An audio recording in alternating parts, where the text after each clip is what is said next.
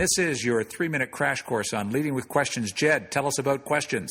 Yeah, and this 3-minute version here is to give you some hints as to what we talk about in the full-length version, where we talk about questions. And really, I think this is an area of leadership that has huge payoff when you learn to do it well.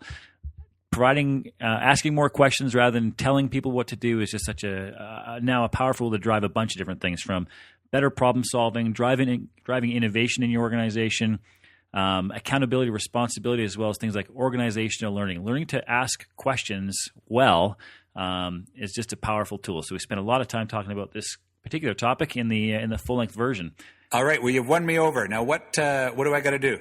Well, there's a few things I would encourage you to do. You'll go to a lot of leadership types of courses where we'll talk about the importance of open-ended questions, and I agree that open-ended questions are much more powerful than closed, but it's not quite as simple as that. So we talk a little bit about what the difference is between an open-ended question that is an empowering one versus one that can disempower. So empowering questions are going to help you build positive attitudes, build self-esteem, get people to think and discover their own answers.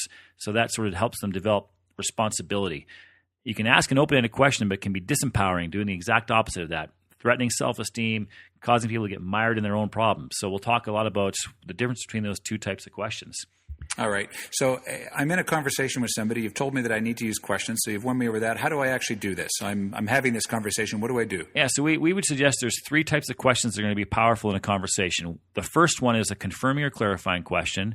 The next one is an empowering question, which we spend more time on. And the third one is the action question. So when you're involved in dialogue with one of your direct reports or somebody else that you're trying to work with, you toggle back and forth between numbers 1 and 2, the confirming questions and the empowering questions, until you get to such a point in the conversation where you can ask that action question, which really just moves the action plan forward at that point in time. So we'll talk more about how to do that, but there's really 3 steps to using questions effectively in a conversation. It all just sounds so easy, Jed. I wish it were really easy. I think part of the challenge is that this can be difficult to do, and to do it well is even harder. But the payoff is so huge that when you do learn this skill and do get better at this skill, it unlocks so much for you and your team to drive results and drive engagement.